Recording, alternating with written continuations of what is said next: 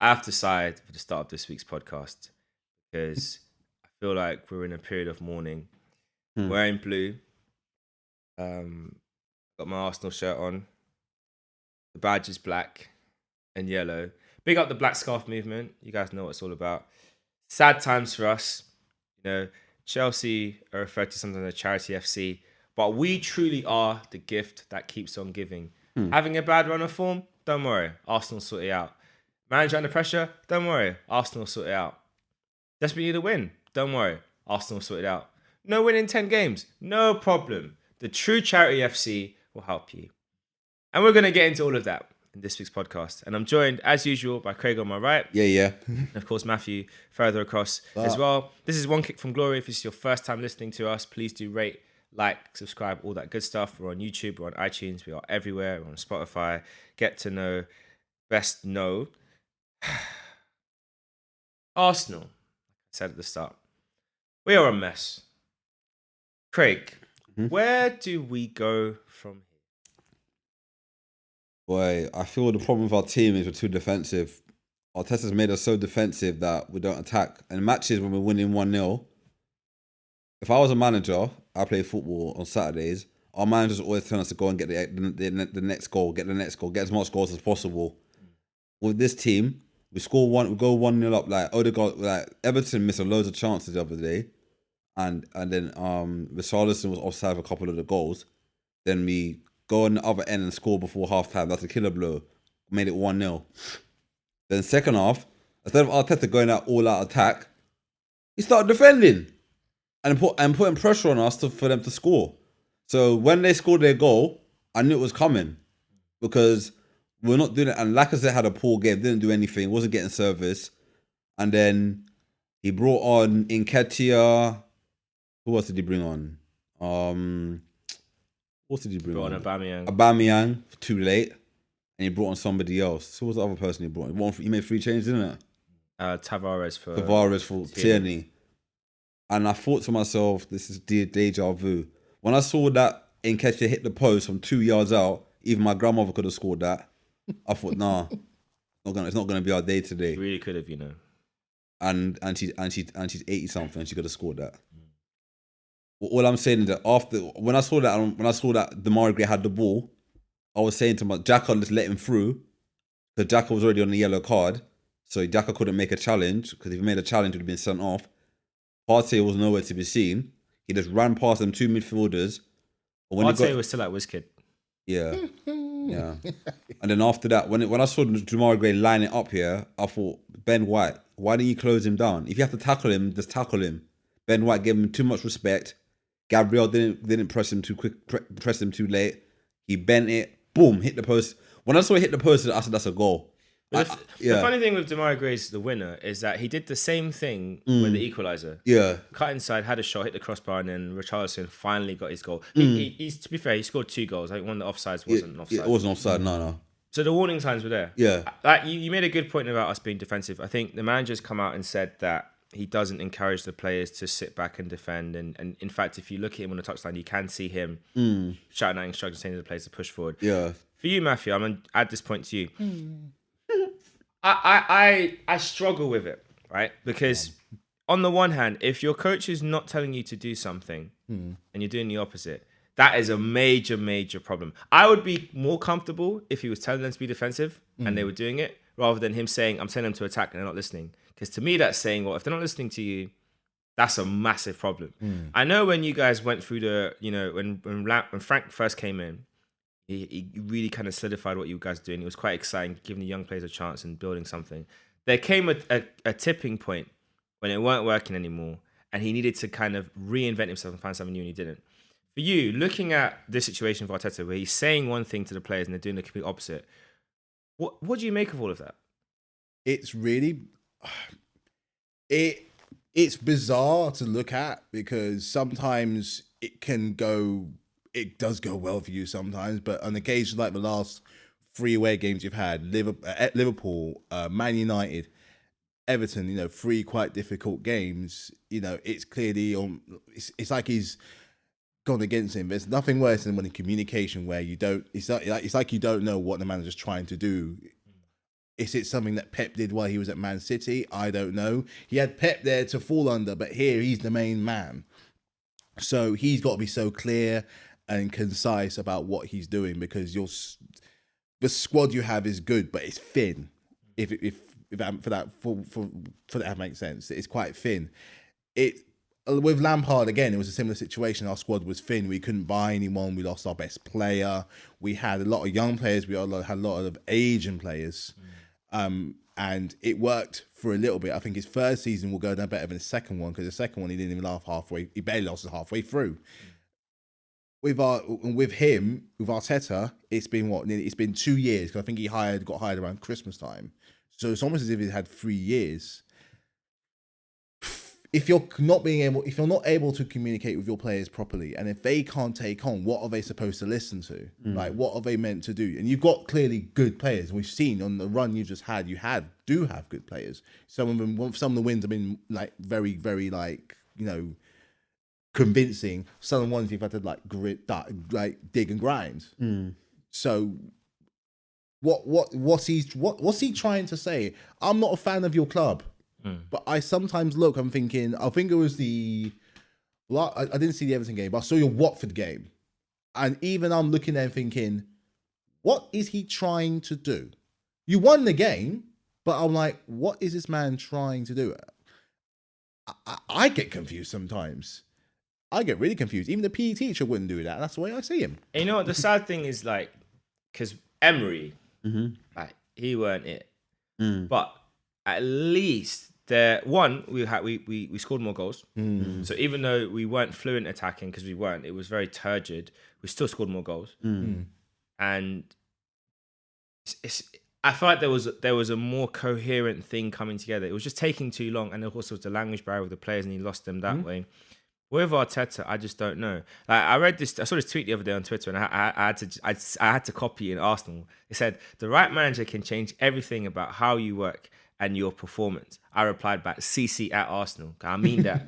I mean that. Y'all better read that and take note of it. Take no roll safe. Do what you need to do. I honestly feel that the problem is as well is that we've got like some of the older players like Aubameyang and Lacazette and people like El Neni and some of the older senior players are not stepping up enough. You got young players like Holder Smith Rowe 20. You got players like Saka's only 19, 20. These are the guys that are stepping up. And you got Tavares only 19, 20. He's a young kid. Tomiyasu is like 22, 23. Yeah. And you got players like that who are playing, and Ben White's only 23 years old. Martinelli's a kid, but them guys show more passion and dedication to the team than anybody else. If I was the manager, I'll be honest with you, I'll drop them. I'll drop the senior players. I know if you lose matches, you'll say what you're doing, but I'd rather play the young players. They're more hungry and want to win. Lose fighting. You rather have them, and if you lose a game, you can say we can build on this. But having senior pros or on big wage like 350 grand a week and not showing the same passion and determination to score goals or win matches, what's the point? My thing in this whole situation is just the senior players haven't really covered themselves in glory. A lot of them are underperforming, dramatically underperforming. However, I take a big step back. I look at what the manager's been doing over this time. He came in with this whole culture, disciplinary act, and obviously people like Guendouzi, he got kicked out of the team. And the reasons for him to get kicked out of the team, I don't think is right, because he was defending his player when Neymar injured broke Bern Leno's leg and helped to get us 25 million for Martinez, right? He made Martinez's Arsenal career, and basically that moment made Martinez's career. Of course, right? Absolutely. He defended his teammate, gets exiled. Fine. Ozil, shunned, exiled. They wanted to get rid of him, so they kicked him out. They shouldn't have done it that way, because it cost us half a season. And what they should have done, they should have started with Ozil and then phased him out in that season. And then bringing Smith Rowe. Cool. Didn't do that. Or buy a replacement. Didn't do that. Fine. And then you look at, he talks about non-negotiables. Players, players are rewarded based on performance. You want to build people up. Maitland-Niles, man of the match. He's not played the last 2 games. I know, 3 games. Lokonga, same. Pepe. Pepe has just been. I know Pepe is very inconsistent. Right? I forgot for a while that Pepe was even at your club. He's inconsistent, and as much as Nketiah when he came off the bench against as Everton, he did okay. He did okay, right? Yeah. But let's just be honest. In a game like that, you don't bring on Nketiah. You bring on Pepe. I mean, he wants to leave up front. And he wants to leave. Yeah. He wants to leave. And so I just don't get it. I don't understand. In the Everton game, I would have bring on Pepe instead of Nketiah. I wouldn't play him on the wing. I'd play him up front. But not only that, Yeah. like, the thing is, he clearly has an issue with some players, and he has his way of wanting to stamp his authority. I mean, he's got his favourites. Yeah, but he's cutting off his nose to spite his face. Because at the end of the day, you're going to have to rely on these players eventually. Yeah. Elneny playing, he's not played a single minute all season. Why bring him in now? It makes no sense. And it's out of contract at the end of the season as well. And then Maitland-Niles, you're going to probably need him in a couple of weeks. Is he going to be fit? Is he going to be ready to play? Is he going to be happy? Is he going to want to play? Probably What's not. the point of playing well if I'm not going to get another game? And the January transfer window's open, so he can leave club if he wants to. It's like he's making it hard for himself because let's be real, you only play one game a week, so there's no real. You got nothing really to lose. But you do have a lot to gain because you can then play catch up on those other teams. Look at how it wasn't that long ago that teams like Spurs and Man United were on a dire run. And That's now, the thing. And even West Ham. Yeah. We'll get to West Ham. Yeah, West Ham wobbled, West and then- Ham wobbled, and you were there. and You now, were there, and now we're then- playing catch up again. And now he's made it more difficult. But I go back to what you said about the whole cohesion between Emery and Arteta. And I'm only saying this because I saw this. Me and my brother watching the game. You might remember it was Arsenal versus Leicester at the Emirates. Yeah. And they scored that goal. Oh, the Ozil goal. Emery. That was Wenger ball. Just it was, the muscle memory was still there. Yeah, and the hint of Emery-esque. And in between from that moment to where you are now, can you remember a goal scored similarly to that under Arteta? No, none Can of you remember? Maybe Smith Rowe's goal against Tottenham. One of the goals. I remember Lacazette's goal last season against Sheffield United when they played a 1-2, 1-2-3-4, then goal. When he played a one in the box, he passed it around, then and Lacazette just passed it in the net. I remember that game. I think Smith Rowe's goal against the first one he scored against Tottenham. Tottenham, yeah. But do you hold that? And do you give that credit to the players, or did you give the credit to Arteta? Not to the manager. And the reason why is because we don't have an attacking identity right now. No, we and don't. We're still waiting for it. We are waiting for it. Like some people are waiting for their. Yeah. Some people are waiting for the dream to cut, the dream person to come drop down from the heavens. You have to go out and work for it, love. It's just crazy. But the thing is as well that if you check our stats, we scored less goals than in the league than the relegation in the teams in the relegation zone. We don't create enough chances. That's mad, isn't it? We don't create enough pressures. Like the thing I don't understand for going from Arsene Wenger at his best and his worst to now, we used to have a thing where you knew in the last 15 minutes of a game you're going to be stressed. Go time. Doesn't matter who you are. We used to always end games maybe Strong. creating 15, 20 chances at the end of the game. Didn't always score. But you Didn't always win. But we made sure you felt hell and high water before you got out of there. But now it's just not there. And for me, we're at a point now where you just have to call a spade a spade. Yeah. He's not it. We've I had said- enough time to see. I said it last season. Like, he should have been sacked last season. To be honest with you, Not like, it. he's not going to take us forward. Like if you look at managers like Patrick Vieira, if you look at managers like Graham Potter, if you look at managers like in the Premier League who are lower league clubs, not lower league, but who are not in the and they play exceptional football. Graham Potter is playing exceptional football at Brighton. Yeah. Patrick Vieira, I know they struggled. They lost a couple of games recently, but they play exceptional football. If I was a paying man, I would go and watch Crystal Palace and Brighton every week over Arsenal now. Let's put it this way. That's my honest opinion. Dean Smith went to Norwich. Yeah. Immediate difference. Yeah. Steven Gerrard. Aston Villa. Yeah. Immediate difference. Of course. Patrick Vieira, like I said, Palace. Yeah. You're seeing this style of football. Now, the issue with them is they don't score enough goals. Yeah. Defensively, they're a bit shaky, but it's exciting. It's Of exciting. course. It's like you don't, obviously, you don't want to lose. Yeah. You don't mind. Newcastle. Eddie Howe. Yeah. You see, a good he's been manager. You're seeing it already. You're seeing a He's transformation. a good manager. Arsenal, trust the process. Keep waiting. What process? I need to buy more players. How many more? More players. Would Messi even help Arsenal right now? No, he Probably wouldn't. not. You know how sad that is. Would Haaland change Arsenal right now? No. Is he going to get the ball? No, it's not. He won't get the ball. They'll just get frustrated. Would Neymar transform Arsenal? No. Would Mbappe? No. Would Thierry Henry coming out of retirement? No. Transform Arsenal? He'll struggle. Would Henry in his prime transform Arsenal? No. he'll Maybe. struggle. Yeah, maybe. Take the ball, run himself. Yeah. But he'd have to do that every game, and Yeah. he can't do that every game. The thing is, though, even if you were to get fourth or fifth or sixth or whatever. Let's say you get into Europe and you still have him there. How this is what I'm saying. Like, it's all being well when you get there. That's great and fantastic. Yeah. But he's still the guy he's still there. What will happen? Because we've seen now with the transfers he's made. Yeah. There's been a slight improvement, but he's still not going ahead and scoring. I feel, and you're adding more games to your roster Yeah. with a thin bare squad that we have seen for many years. You were qualifying for Champions League year in, year out, which is a very difficult thing to do. No offense for some players that you had from Shamak to Bentner, but you did it. But you did it. Yeah. Like, with a thin bare squad, he spent money. He's got the players he has, and he has got some good players. But you're not. It's like you're saying, Paul, you're not. Where are the goals come from? We're not good enough. Put it this way. And it's my perfect example because it's so easy to spot. You put players like Smith Rowe, Saka, Martinelli, Lacazette, Aubameyang, and Pepe. You put them with Klopp. Yeah. What's going to happen? They win the league every season. Lacazette would lose weight. True. And he would probably score more goals. Maybe. Right, yeah.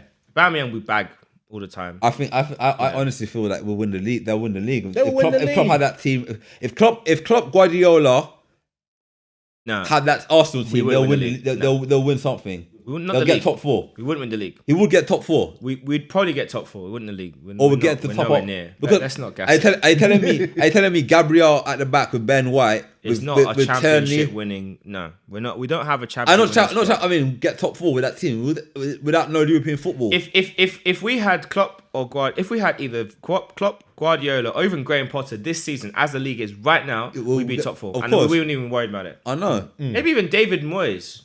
Yeah, he's doing well, you know. With 1 or 2 of his own signings. I think we'll be in there.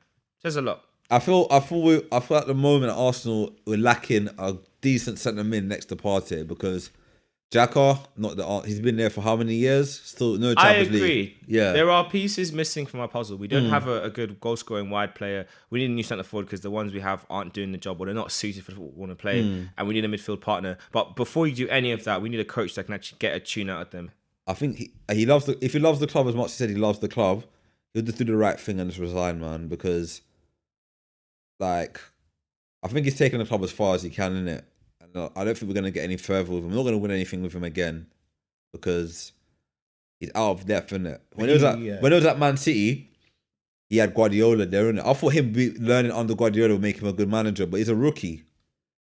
Yeah, but that's like saying that the chef Linguini from Ratatouille would be a great chef because he had the mouse on top of his head. No, it's not. And he was Gusto's son. It didn't work. You know? I think Arteta should have joined a smaller club first, build up his reputation, and then go to a big club. But let's be honest, he hasn't got much of affiliation to you. He joined you late. He's not what I'd call an Arsenal legend. No, he's not. He was a good service. He served you well. He's an Everton legend because he's he was a legend. He's over there. Everton would be a good job for him to do because that's a smaller club to Arsenal. In a way, yeah. I don't know. I wouldn't have him there.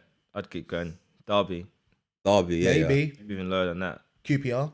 No, QPR is better than. They have ambition. No, QPR got ambition. No, he's got no. Sunderland, bring them back. Sunderland. Yeah, Sunderland. That's or even a Bolton. Bring them back. Bolton, Sunderland. Sheffield Wednesday. Portsmouth. Teams like that. Charlton. Teams like that. He could work his way up and learn through the coaching pyramid and learn the struggles of playing League 2 football, League 1, League 2 football. I remember when Charlton were just in the Premier League 30, man. Wow. And they were getting top half the table every season. 10 for 11. Scott Parker. We definitely Jensen, players like that. We definitely need a return to those days. But speaking of the glory days of these great teams, Newcastle had their first win of the season weekend. Got there. Really happy for them. It's been a long time coming. Yeah. Got there in the end. Do we see enough now to say that Newcastle can get on a little mini run and survive? Yes, I think so. You know why I think so? Because I feel like with this manager, Eddie Howe's a good manager. I know he got relegated with Bournemouth, but I've always rated him as a manager. I thought he did well at Bournemouth. I think the season when they got relegated, they had too many injuries. Injuries cost them then getting relegated. And they didn't have goals, lacked goals. They lacked goals, but I've always rated him. I always thought he's a good manager. I thought that he would always get a top job. I think to be honest with you, he'll be an England manager one day. Not right now, but maybe in the future he'll be an England manager. He's got the potential to be a good manager. I feel like one thing with his teams, he's got, compared to Arteta, he's got an identity. They play attacking football. You have Ryan Fraser. You got Wilson. He works with him at Bournemouth. You got Maximan. Fraser worked with him Bournemouth as well. Yeah. I mean, look, at the end of the day, just having Alan Saint-Maximin in your team, Yeah. that's like a cheat code. What I love about him is just the way he could just take the ball and he would drive forward. He reminds me of Ginola. Remember David Ginola used to play for Tottenham and Newcastle? Yeah. The way how he just Take it and run. and he's effective. And it's hard to get the ball off him. Yeah. Like, I remember Yeah, the other day when he took it up, there was like 4 people around him. Hey, I just love it. He picked the ball up, spun to face them. And you're thinking, you're going to pass it now, aren't you? Nope. Drag, push, bam. See you later. Left them all for dust. And unfortunately, his strike partner wasn't quite He's the type of player that I love at Arsenal. Him, Maximin would be a good player for Just us at take the Arsenal. ball He and would just run with it. He's the kind of player. He's a crowd pleaser, isn't it? Yeah. You know what? With football, like we can all name the players that we love from our teams. Yeah. Every single one of those players had this ability to just galvanize an audience and just make you feel like, wow, I need to be here. Yeah. Yeah. Like I can imagine like games like looking back on the days of Omri with Perez, even more recently with Fabregas, Nasri, you know, just players that you watch and you're like, oh man, I can't wait to you're see in awe him of it. again. I think one player that really excited me, like Arsenal, when Arsenal won the double in 97, 98 was Mark Overmars. I used to love watching him play. Every time he got the ball, I said, this guy's electric. It was going down. And that's the same effect that Southampton has at Newcastle. You know? It's They have that electric. guy. It's going down. So they need to. I'm against Man United. I know Peter Schmeichel must still have and Gary Neville still having nightmares when he absolutely roasted both of them. Good. I remember that game. I think Gary Neville even admitted on Sky that he said that my toughest opponent was with Mark Overmars. The way how he just skinned him every time he got the ball, just went past him. And Gary Neville was not a slow player. So Newcastle, keep him. You got a jewel in the crown. And when you get your big signings, he's gonna be integral. I personally feel He's they need to integral. build a team around St. Maximin in January. If they can ship out some of the deadwood in their team and buy some decent centre backs and a decent left back, right back, a decent centre mid, they'll stay up. And another goal scorer next to Wilson, because Wilson's a good striker, but his injury record is very poor. And he needs a partner. He gets injured all the time, so you need someone who can play loads of games and get goals. There's loads of good strikers out there who are available. Even Tony is available. Well, Tony would be a good sign. Would he go back? But I don't think you should go back. You know, I think you should be looking up. I think Ivan Toney's got a top 6 move next. He does. He just needs what he's lacking right now this season is the numbers, there's the goals.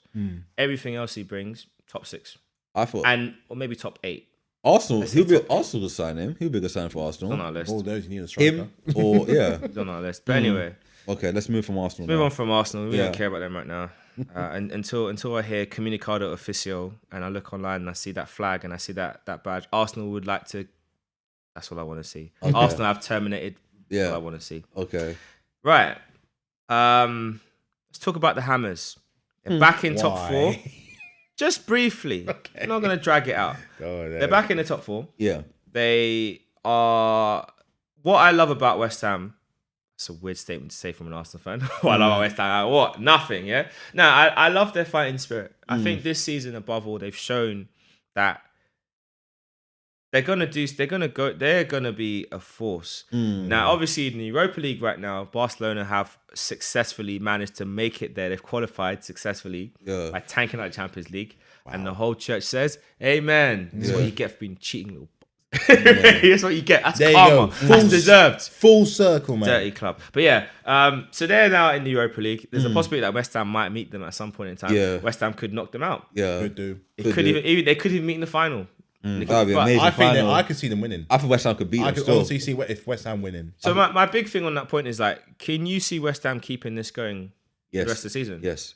And I know they've had a wobble recently. We know that this winter fixture congestion is going to really kind of start to separate out the best from the rest. Because this is usually when the top 4 that become the top 4 slight to just separate out. Yeah. Which is Man United have had a little resurgence, and we're going to talk about them in a bit. West Ham have come back on Tottenham as well, and we talk about them as well. But yeah, that's when you're going to start to see the gap build. Do you see that West Ham being in that conversation post-Christmas? And still being I feel they got a lot of injured at the moment. Kurt Zuma got injured against Chelsea on Saturday. He's out for a couple of weeks. Abonga's injured because he injured his knee. He's out for the season, so they're short at centre back at the moment. Masuaku came back against us and scored. Scored a great fluky clutch. He will never do that again. But he'll try. But you think you're good at charity? They hadn't won for a while. He just came on, and the freaky goal had to go for us. You guys don't. You are not charity FC. That's Arsenal. We are Man United, West Ham, Zenit. 3 cases. They had one job. One job. When you're leading that game 3-2 We were yesterday. 3-2. Brentford, Man United, Everton. The Brentford game. Yeah. Charity FC. You can keep going.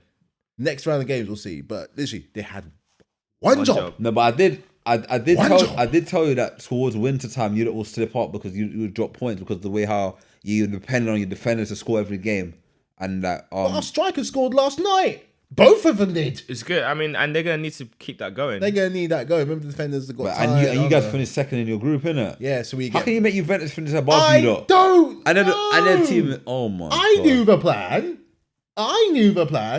I think Tuchel knew the plan. Some of them didn't. You're not gonna get a hard draw in the knockout. If we get Bayern, Bayern in the next round. The only team I'm worried about next is Bayern. I'm not worried about anyone else. I'm fine with, but Bayern. No, Bayern are too good. They are stacked, and they have a manager, and they've with Nagelsmann it feels like they're gearing up again for another treble push. Of course. Oh god, they're going for it. They were not messing around. But maybe this little wobble in the group stage might serve you guys good in the long run, because maybe your players need to feel that. Arteta would always say you need to suffer. Obviously, he can't talk much, but the principle's good. I've seen Tuchel when he's angry, so I'm guessing he's had that for the past few weeks, ever since the wobble start from the Burnley games. I think he's been on their case since that time. Nobody likes an angry German. I've seen the video. I thought he was getting angry at me. It's bad enough when he's speaking in English. When he's speaking his mother tongue, god, you felt that. And I saw him on the pitch last night. Some of the highlights, and he looked absolutely miffed, and he's already said that he was worried about certain games. He wasn't worried about Zenit, but he was worried about the Premier League games, Leeds, the Carabao Cup quarter-final, the busy schedule. Granted, we don't have that many massively big games coming up for Christmas, but it doesn't mean you can't slip up. And Chelsea are notorious for slipping up at Christmas. Notorious. That's what Lampard got sacked. That's what Lampard the sack. I'm not worried about him getting the sack in any way, shape, or form. I just think, and we've got a lot of injuries. Not just 1 or 2. We've got about at least 3 or 4. Defensive as well. Defensive, midfield, and Chilwell's injured, Kante, Kovacic, and Shalaba. The players stepping in are good, but they're not regulars. So I don't mind Loftus coming on. I don't mind Barkley coming on. But sound like Saul Niguez, again, the time will come where he will have to come in with the likes of Kante and Kovacic out. And he needs to kind of step it up. He needs to step it up. He's a good player. He's there for a reason. I don't want this to be like buyer's remorse. Haven't you got Loftus-Cheek, or is he? He's there. Loftus-Cheek is there. He just doesn't get. He said it himself the other night that he doesn't get picked a lot. But when he's on, he's good. He's effective, isn't he? He's very effective. Yeah. I know it's a Norwich. Go back to the Norwich game. I know it's Norwich, but he was instrumental in that game. So many assists and probably nearly got a goal. But he can do it. Barkley as well. He can find it. I mean, just to jump on that point, because you talked about like the injuries you've had and just feeling like it's a rough period. And looking at, I guess, all the teams that are going to be challenging for the title, just the 3, because the other Manchester club forgot about the memo. And the rest of us aren't really up to scratch. So, look, between you, City, and Liverpool, who do you think's in the best shape for this busy festive period? Because the games come thick and fast. I mean, Liverpool have won their last 4 games in the league. City have won 5 out of 5. Liverpool started with a loss, and they've just been relentless ever since. Like, who do you feel like is best placed right now? I think Liverpool still. I think City. I think Liverpool. I think City just have this annoying knack. Like they did last year, where they came out of absolutely like an RKO, and just even without because they got goals coming from pretty much. Never mind the fact we got goals from defence, they got goals coming from everywhere else. So, and look at their best player right now, Bernardo Silva, a player who wanted to leave, and he's making a case right now. He's definitely their best player at the moment. And isn't De Bruyne's not even back yet, is he? He played the other day. He played on Tuesday. He's not at his best, but he can still got, he can fall on Bernardo, he can fall on Ruben Diaz, he can fall on Jesus, he can fall on Sterling, he can fall on Grealish is now starting to get a bit more as into well. the It's thing. got Foden. Foden as well. Mahrez, Mahrez is a who baller. will put in a shift. Baller player, man. You know, Fernandinho, the general, Gundogan. Yeah. Who loves scoring against us. I was going the other guy as well. The midfielder, centre mid, Rodri. Yeah. And he got Ferran Torres. Ferran Torres is a baller, you know. Ferran Torres, He's injured, but he'll come back soon. He's leaving though, isn't he? No, he's not. He's against Barcelona. No. He's on the contract. Someone's going to Barcelona. But the point is they just got this annoying. You think of Eric knack. Garcia, right? He's left already. He's gone to Barcelona in the summer. Yeah. He left on a free. No, I think Torres is trying to go to Barcelona. Is he? Yeah. Why? Fair enough. Miss home. Yeah, he hasn't really played a lot of games anyway. Nah, he hasn't. But he's a good player though. Yeah. But I personally feel, you know why I say Liverpool? Yeah. Because the way how they're playing right now, they're just playing on. The only reason they'll stop them is after Christmas in January when they got African Cup of Nations, when Mane and Salah have to go African Cup of Nations. Yeah. They need to bring in players. But look at that. Origi against Norwich. Who did they play the other day? Wolves. I was watching intent. I was heartbroken when they said 94th minute. Origi must be the most underrated players in the Premier League. The guy played less minutes than any other player in the Premier League. Still comes off the bench and bangs a goal. Let me put this as a question, because I look at Divock Origi and I think he will always go down as a cult hero for Liverpool. Yeah. And no one can take that away from him. Yeah. Like, he just, the funny thing with Origi is he doesn't score a lot of goals, but every goal that man has scored is always important. Integral. To me, he is up there with Aguero as being one of the ultimate clutch players. Yeah. He is. It's like cometh the hour, cometh Origi. I can tell you the games that he scored goals, important goals. Champions League final against Tottenham to make it 2-0. Against Arsenal in the league, the last kick of the game in the League Cup when we lost against them penalties. The Champions League semi-final against Barcelona. The game against Wolves the other day. Everton. The Everton game when in the 90th minute when Pickford did this. when Pickford had a moment of madness. That's 5 games I've named. The guy is an impact sub. He'll come on. He doesn't moan. He's a good trainer, I'm guessing. He's a very good trainer. Doesn't get the minutes he deserves. Doesn't have a bad ego or think he's better than everybody else. He knows his place. But he knows his place in the squad. Even Klopp even admitted the other day that he needs to. If he play for any other team, he'll get more minutes. But he loves his attitude, loves the way how he gets around. He needs to play more matches. And he's just a guy you need. He doesn't have a player you need in your squad, like 100%. Because imagine when them players like Salah then go away, he's gonna get loads of minutes, and he needs to be shot. And now he's getting the minutes now, and he's scoring goals. He scored the other day. He scored a winner against AC Milan. Yeah. So, if any footballer who wants to be a professional footballer wants to look at players who don't get a lot of minutes and wants to work hard, watch the Origi. Learn from Origi how he always ready to play. He's not the type of player that you bring him on and doesn't do anything. He's always an impact sub. I would even go one step further. I feel like that's a testament just for life in general. And his character as well. To be, not just to be ready in and out of season, but also to work to the best of your abilities. Of course. Like whenever you're called upon, you do your job. Yeah. Like you don't even have to be like, oh gosh, why they overlook me for this project? Okay, I guess I have to. It's like, no, okay. You had your person you wanted to use. They weren't available. Hey, can you help us out? This is your job. Sure. And Like do your best. He's a secret weapon. Of course. He's a bit like a secret weapon because he always seems to come up.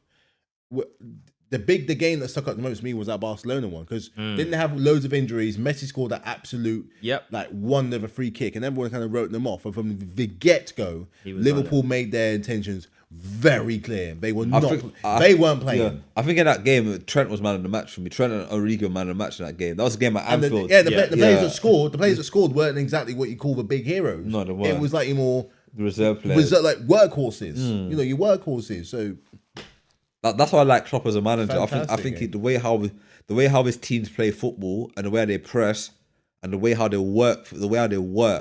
No player will. That's why I think when Klopp buys players for Liverpool, they have to fit the DNA of how he wants them to play. You have to work. He wouldn't. That's what I would. He doesn't really buy star players.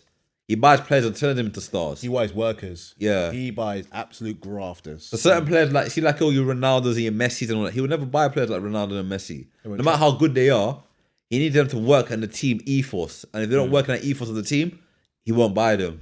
And speaking about team ethos and about a manager having a style, second to last point for today, let's talk about Mr. Ralph Rangnick. fresh in at Manchester United, off to a winning start. I mean, they played in Champions League last night. Yep. He gave debuts to 2 young players.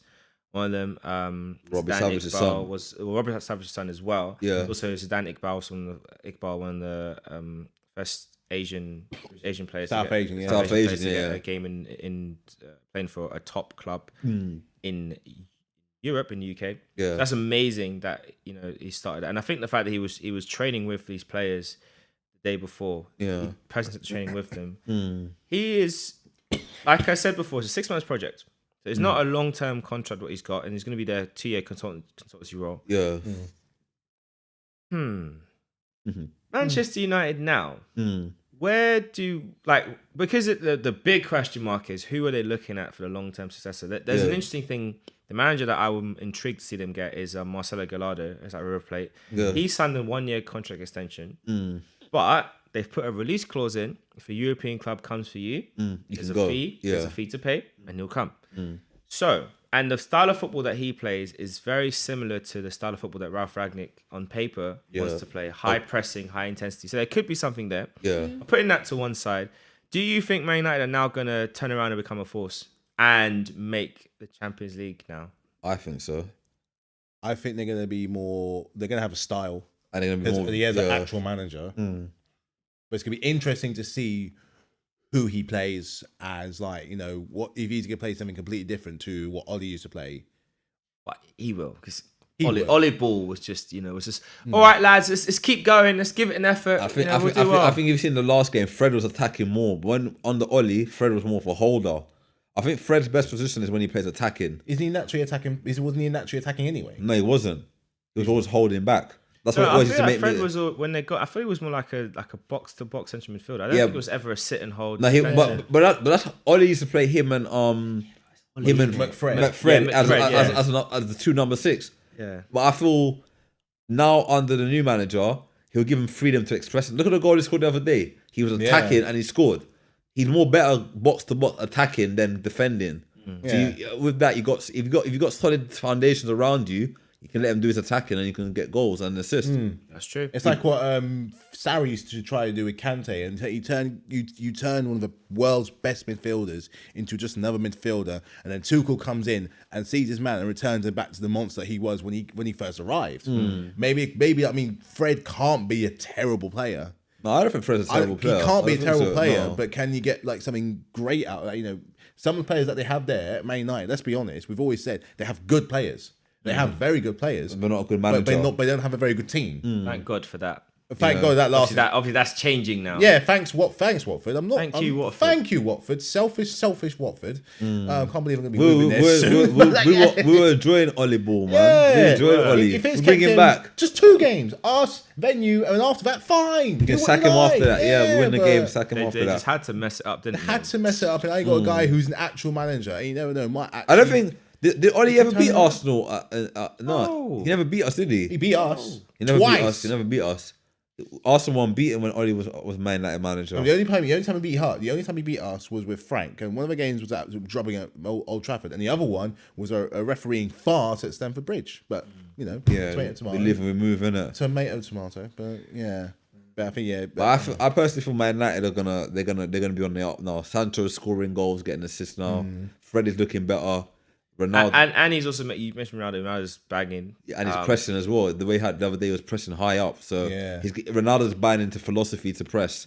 And also he talks about how he wants to develop Greenwood and really kind of get him. He views him as like a false 9.5. He wants to kind of really work on him. And I personally think Greenwood's going to be a top English striker in the future for England. before Ronaldo arrived, Greenwood was bagging. He was But bagging. Greenwood was the man. He was bagging. Yeah. So he still and he's what 18, 19. Yeah, he's not even 20 yet. He so. can only really, if he stays fit, Yeah, focused, he can only really get better. The one player that he reminds me of is Van Persie. The way he's got the turn and Yeah. the finishing. He's finishing. I honestly- He's finishing reminds me of Van Persie. Do you know what it is? It reminds me of Provo when you had the player regen. Yeah. Like basically, Van Persie gets old. So you take Van Persie, and you just change the name, and you just change the skin color, like stuff. And Yeah. it's basically Yeah. that's what they've done. So No, Greenwood reminds me of Van Persie. Good on both feet.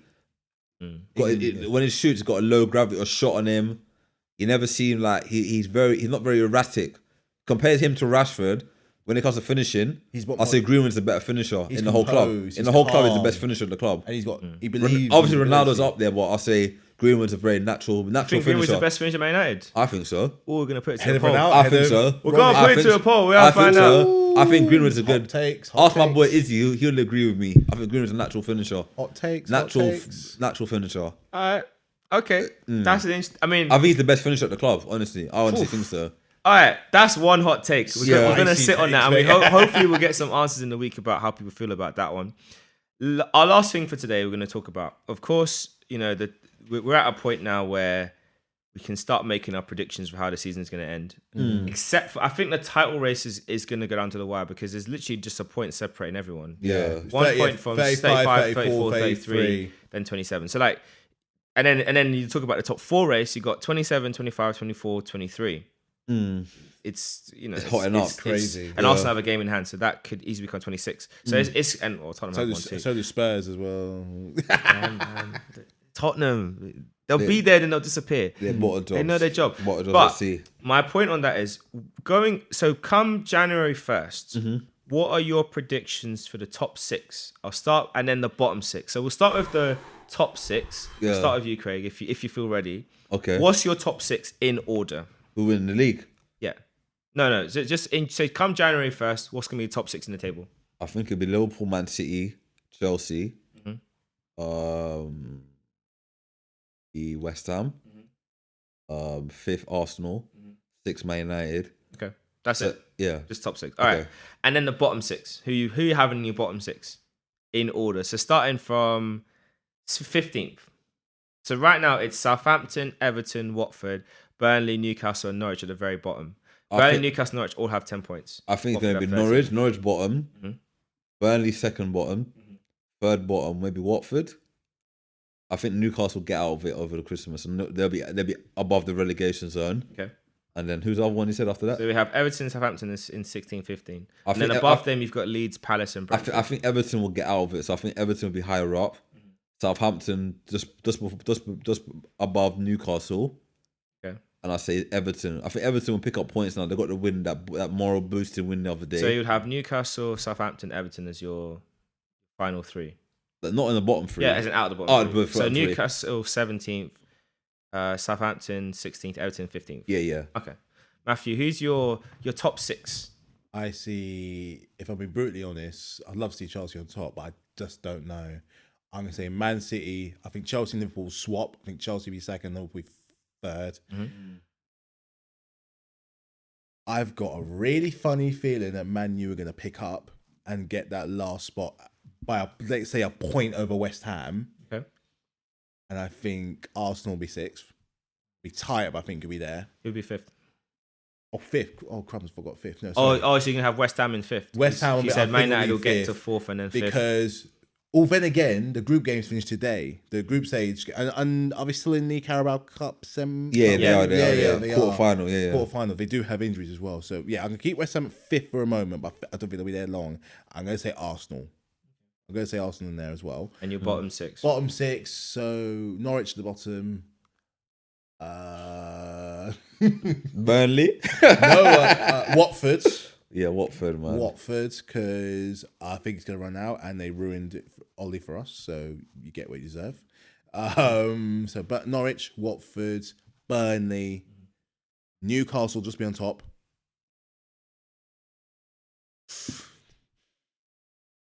Don't want to say this. I think Leeds might be there too. I think That hurts. it does hurt. I didn't want to say that. I thought it might be Southampton. So Leeds 17th. Leeds. You sure? You think No, Leeds- sorry. you think- No, Leeds have got a better squad than Southampton. But they're chaotic. They're mad. They are crazy. And unfortunately, this second season around, it's almost like they're figuring it out. And we got them next. So Norwich, Watford, Burnley. It's Yeah. the bottom 3. Bottom Yeah, Then I go to Newcastle. just Yeah. like me. Yeah. Then I go Leeds. And then I go Southampton. Okay. So I'm gonna go bottom half first, and I'll end the top half, and then wrap things up. So I'm gonna have Burnley bottom, Norwich above them, Watford bottom 3. Then I'm going to have Crystal Palace. Crystal FFC, yeah. Oh wait, have I said Newcastle yet? No. No. Okay, I'll start again. So I'm gonna have Burnley bottom, Norwich 19th, and then Newcastle in the bottom three still. Above them will be Watford. I'm gonna have Palace and Southampton. Just because I feel like the fixtures, they might have a bit of a wobble.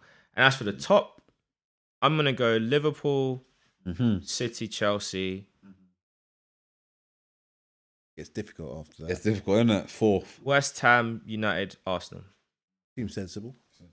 Oh, yeah. Enough. Because as far as I'm concerned, But I'd rather it stay that way. If you check Arsenal's fixtures they got in the last couple of weeks, We still have Arteta. We got winnable matches. All the games we got in December, winnable matches. All the games we just had were winnable. Everton, winnable. United, winnable. They were rubbish. They aren't Man United of old. And Everton, we just Down tools. we just moonwalked. Yeah, without for the swag. All right then. Yeah, I mean, I could start ranting about Arteta, but we're gonna save that for the next podcast. We're gonna have a special one actually. We're gonna be talking about Arsenal post Arsene Wenger. Yeah. And Klopp's move to Liverpool and what it's like just building legacies. Yeah. Clubs. Okay. But for now, thanks guys for listening. If you're watching, please do leave a comment in the video. What do you think? Do you believe Mason Greenwood is Man United's best finisher? I don't. He does. So please let us know your thoughts on that. If you're listening online, please do reply on Spotify. There'll be a poll there. Like, comment, subscribe. Have a great rest of the day. Have an amazing weekend. And if you're listening in the week, have a great week. All the best. Take care. And we're out. Peace. Peace out.